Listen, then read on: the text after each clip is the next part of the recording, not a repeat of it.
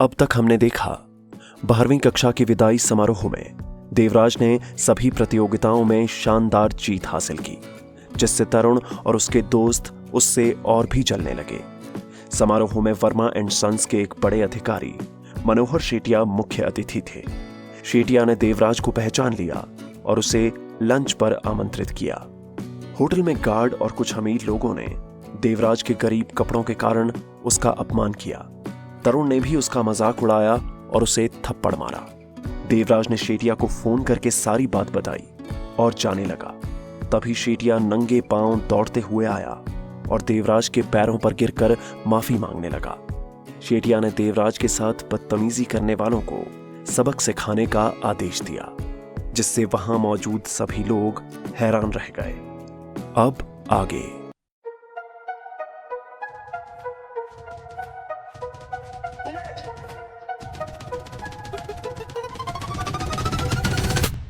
कहानियां जो सुनी नहीं महसूस की जाती हैं। देवराज और शेटिया जी दोनों ही डाइनिंग हॉल के बीचों बीच लगे एक बड़े से डाइनिंग टेबल के सामने खड़े थे। शेटिया ने देवराज को बड़े आदर भाव से एक कुर्सी खींचते हुए बैठाया और वहां खड़े होटल स्टाफ से कहा। इसके बाद वह खुद बहुत सम्मान के साथ देवराज के पास हाथ जोड़कर किसी सेवक की तरह खड़ा हो गया और बोला, सर, ये मेरा सौभाग्य है कि मैं आपके इतने पास खड़ा भी हो पाया और आप मुझे नाम से जानते हैं। अचानक जैसे देवराज को कुछ याद आया, वह बोला, अरे हाँ मनोहर, मुझे एक बात बताओ। मैं ये तो समझ गया कि तुम मेरे परिवार की कंपनी के लिए काम करते हो, पर तुम मुझे पहचानते कैसे हो? मेरे ख्याल से हमारे परिवार के जो बेहद करीबी लोग हैं उन्हें भी केवल मेरा नाम ही मालूम है, पर मुझे पहचानता कोई नहीं। मैं कभी किसी फंक्शन में अपने परिवार के साथ गया नहीं, किसी ने मुझे देखा नहीं और मैं अपने परिवार से दूर यहाँ पर रहता हूँ, लेकिन मैं कहाँ रहता हूँ ये तो मेरा परिवार भी नहीं जानता। फिर तुम मुझे कैसे पहचानते हो? मनोहर शेटिया ने कहा, सर, आप पिछली बार लगभग 6 महीने पहले अपने दिल्ली वाले घर गए थे, जब आपके परिवार ने अपने लिए नया घर बनवाने के लिए एक आइलैंड खरीदा था और उसके लिए आपका साइन भी चाहिए था। तब उसके जो दस्तावेज थे उन्हें मैं ही लेकर गया था और मैंने आपको दस्तावेजों पर साइन करते हुए देखा था। साथ ही उस दिन आप दिन भर वहीं अपने परिवार के साथ खड़े थे, तो आपके घर के बाकी स्टाफ के साथ मैं भी दूर खड़ा होकर आपको देख रहा था। आपकी साधारण जीवन शैली मेरे दिल में घर कर गई थी। मैंने पहली बार किसी व्यक्ति को ऐसे देखा जो इतने बड़े परिवार का हिस्सा है, जो इस देश के सबसे अमीर परिवारों में से एक है। सर, उस परिवार का हिस्सा होने के बावजूद इतनी सादगी और सरलता देखकर मैं तो आपका भक्त बन गया। मैं तो आपके बारे में पहले पता लगाना चाहता था कि आप कहाँ रहते हैं, क्या करते हैं, पर मुझे आपके बारे में कुछ भी पता नहीं चल पाया। आज सुबह जब मैंने आपको देखा तो एक पल में ही पहचान गया कि आप ही हैं।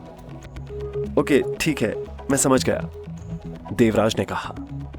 फिर अचानक उसे ध्यान आया कि जब से वे यहाँ इस डाइनिंग हॉल में आए हैं तब से मनोहर शेटिया खड़े ही हुए हैं। देवराज ने कहा, मनोहर, तुम भी बैठो, साथ में खाना खाते हैं। यह सुनकर मनोहर की खुशी का ठिकाना नहीं रहा। वह खुश होते हुए बोला, सर, बहुत बहुत धन्यवाद, आपने मुझे यहाँ बैठने का मौका दिया। वैसे तो मैं इतना काबिल भी नहीं हूँ कि आपके सामने खड़ा रह सकूं, पर आज मेरा भाग्य बहुत अच्छा है कि आपसे मिलना हुआ। आप मुझसे परिचित भी हो गए और आप मेरे साथ भोजन भी कर रहे हैं। मैं आज धन्य हो गया। मनोहर शेटिया की ये खुशी बनावटी नहीं थी। सच में उसे देखकर ऐसा ही लग रहा था कि जैसे किसी भक्त को भगवान मिल गए हों। उधर डाइनिंग हॉल में एक से बढ़कर एक पकवान परोसे जा रहे थे, जिनका मनोहर शेटिया और देवराज लुत्फ उठा रहे थे। उधर शेटिया के बॉडीगार्ड्स बाहर खड़े सभी मेहमानों को एक हॉल में ले जाकर जमीन पर बिठा चुके थे। आज तो शेटिया सर के क्रोध से तुम लोगों को कोई नहीं बचा सकता, एक बॉडीगार्ड ने कहा। तभी दूसरे बॉडीगार्ड ने कहा, हाँ, मैंने भी आज से पहले शेटिया सर को इतने गुस्से में नहीं देखा। आज तो तुम सबकी खैर नहीं है। इतने में वहां पर बैठे बड़े बड़े अमीर बिजनेसमैन कहने लगे, अरे तुम लोग हमें समझते क्या हो? हम क्या 2 कौड़ी के राह चलते लोग हैं जो हमारे साथ ऐसा व्यवहार कर रहे हो। हम भी समाज में सम्मानित बड़े व्यापारी हैं। मानता हूं कि शेठिया जी बहुत बड़े आदमी हैं, लेकिन हम भी इतने छोटे नहीं हैं कि हमारे साथ ऐसा बर्ताव किया जाए। इतने में वहां बैठे लोगों में से सबसे अमीर और बड़ा बिजनेसमैन आलम शेख बोला, मैं भी वर्मा परिवार से बहुत अच्छे संबंध रखता हूं। अगर मेरे साथ सही से व्यवहार नहीं हुआ तो मैं मनराज वर्मा साहब से शिकायत कर दूंगा कि शेठिया जी मेरे साथ ऐसा व्यवहार कर रहे हैं। तब शेठिया जी को पता चलेगा कि मैं क्या चीज हूं। बुलाओ अपने शेठिया साहब को, मैं उनसे सीधे बात करता हूं। अगर नहीं माने तो 2 मिनट में उनकी अकड़ निकाल दूंगा। मनराज वर्मा का नाम सुनते ही शेठिया जी के बॉडीगार्ड्स की आंखों में भी खौफ दिखने लगा। सब जानते थे कि मनोहर शेठिया सिर्फ वर्मा परिवार का एक नौकर भर था, और अगर नौकर का इतना पावर था तो फिर असली सदस्यों का कितना होगा। बॉडीगार्ड्स की आंखों में डर और चिंता साफ झलक रही थी, जिससे वहां बैठे लोगों को थोड़ा हौसला भी मिल गया। जो लोग अब तक शेठिया के डर से चुप थे, वे अब आलम शेख की बातें सुनकर जोश में आ गए थे। उन्हें लगने लगा था कि उनके बीच एक बेहद पावरफुल आदमी बैठा है, जिसकी पहुंच वर्मा परिवार तक है। अब सबने आलम शेख के सुर में सुर मिलाना शुरू कर दिया। हाँ, बुलाओ अपने शेठिया साहब को। हमारे साथ जो व्यवहार हो रहा है उसे उसका सबक सिखा देंगे। सबने एक सुर में कहना शुरू किया। सबने एक सुर में कहना शुरू किया। शेठिया के बॉडीगार्ड्स भी कोई छोटे मोटे लोग नहीं थे। वे अपने इलाकों के नामी गुंडे थे, जिन्हें शेठिया ने पाला था और अपनी सिक्योरिटी के तौर पर साथ में रखा था। लेकिन जैसे ही उन्होंने मनराज वर्मा का नाम सुना, उनकी भी हालत खराब हो गई। वे मनराज वर्मा को पहचानते नहीं थे, लेकिन उन्होंने उनका नाम जरूर सुन रखा था। सब जानते थे कि वर्मा परिवार में सबसे खतरनाक और गुस्सैल वही इंसान था। बॉडीगार्ड्स ने तुरंत शेठिया को फोन लगाया।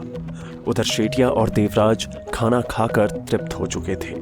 शेठिया ने कहा, देवराज सर, आज थोड़ा समय मेरे साथ बिताइए प्लीज। मैं आपकी सेवा करना चाहता हूं।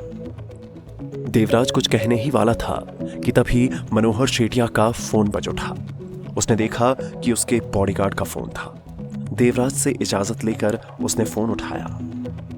गार्ड ने घबराई आवाज में कहा, सर जल्दी आइए, ये लोग बेकाबू हो रहे हैं और मनराज वर्मा सर से शिकायत करने की धमकी दे रहे हैं। मनराज वर्मा का नाम सुनते ही मनोहर शेठिया के भी पसीने छूट गए। उसने घबराकर अपना पसीना पोंछा और कहा, ठीक है, मैं आता हूं। देवराज ने मनोहर शेठिया के चेहरे पर चिंता की लकीरों को पढ़ते हुए पूछा, क्या हुआ मनोहर, कोई परेशानी है क्या?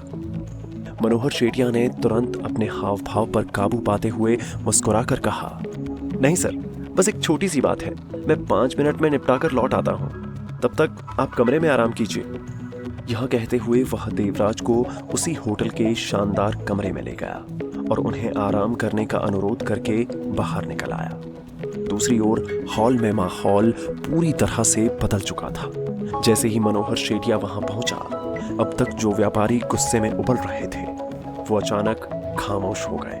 उनके चेहरे पर डर और असमंजस साफ झलक रहा था। मनोहर शेठिया की गहन निगाहें पूरे हॉल का निरीक्षण कर रही थीं।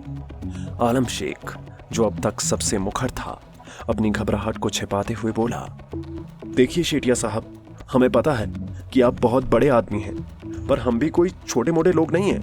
हमारे साथ इस तरह का व्यवहार उचित नहीं। अगर आपने हमें जाने नहीं दिया तो मैं मनराज वर्मा साहब से शिकायत कर दूंगा। मनोहर शेठिया ने ठंडी मुस्कान के साथ जवाब दिया, अगर ये बस एक छोटी सी गलती होती तो मैं तुम्हें यूं ही जाने देता, लेकिन अब नहीं। अब तुम खुद मनराज साहब को फोन लगाओ, उनसे बात करो और फिर देखो मैं तुम्हें किस तरह से सबक सिखाता हूं। यह सुनते ही हॉल में बैठे सभी व्यापारियों के चेहरे पीले पड़ गए। अब तक जो लोग आलम शेख का समर्थन कर रहे थे, वे मन ही मन पछताने लगे कि उन्होंने गलती कर दी है। आलम शेख ने झिझकते हुए अपना मोबाइल निकाला और नंबर ढूंढने लगा। उसकी आंखें बार बार मनोहर शेठिया के चेहरे की तरफ उठ रही थीं, मानो वह चाह रहा था कि मनोहर शेठिया खुद ही कह दें कि रहने दो, कोई जरूरत नहीं है फोन लगाने की, मैं तुम्हें माफ करता हूं। लेकिन ऐसा कुछ नहीं हुआ। मनोहर शेठिया बिना किसी भाव के बस इंतजार कर रहा था। अब आलम शेख के पास फोन मिलाने के अलावा और कोई चारा नहीं बचा था। उसने झटपट नंबर डायल किया और जैसे ही फोन कान से लगाया, दूसरी तरफ से एक भारी आवाज गूंज उठी। हाँ शेख, बोलो, क्या बात है? आलम शेख को जैसे ही यह एहसास हुआ कि मनराज वर्मा उसे पहचानते हैं, उसके अंदर एक नई ऊर्जा आ गई। उसने तुरंत सम्मानपूर्वक कहा, सर प्रणाम, मैं यहाँ एक कार्यक्रम में शामिल होने आया था। यहाँ के मुख्य अतिथि आपके इलाके के मैनेजर मनोहर शेटिया जी थे। पता नहीं क्या हुआ, इन्होंने हमें एक हॉल में बंद करवा दिया है और हमारे साथ दुर्व्यवहार किया जा रहा है। यह सुनते ही मनराज वर्मा गुस्से से गरज उठे। क्या? हमारे ही लिए काम करने वाले लोगों के साथ इस तरह का व्यवहार? उसे फोन दो, मैं खुद बात करता हूं। आलम शेख के चेहरे पर एक विजयी मुस्कान तैर गई। अब वह आत्मविश्वास से भर चुका था। उसने फोन को स्पीकर पर डाल दिया ताकि सब लोग सुन सकें। मनोहर शेटिया ने फोन हाथ में लेते हुए कहा, हेलो, मनोहर बोल रहा हूं सर। मनराज वर्मा का गुस्सा जैसे और भड़क उठा। मनोहर, ये सब क्या कर रहे हो? ये सब हमारे व्यापार के लिए काम करने वाले लोग हैं। अगर इनके साथ इस तरह का व्यवहार करोगे तो हमें ही नुकसान होगा। क्या तुम समझ भी रहे हो? मनराज वर्मा की गर्जना सुनकर हॉल में बैठे सभी व्यापारियों के चेहरे पर संतोष की झलक आ गई। उन्हें लगा जैसे मानो उन्होंने एक बड़ी जंग जीत ली हो। अगले एपिसोड में देखिए मनराज वर्मा के गुस्से का मनोहर शेटिया पर क्या असर होगा। क्या शेटिया व्यापारियों को माफ कर देगा या उन्हें अपनी बदतमीजी की भारी कीमत चुकानी पड़ेगी? देवराज जो कमरे में आराम कर रहा है, बाहर क्या हो रहा है ये जानकर क्या प्रतिक्रिया देगा? और क्या मनराज वर्मा को देवराज की असली पहचान के बारे में पता चलेगा? जानने के लिए देखिए अगला एपिसोड।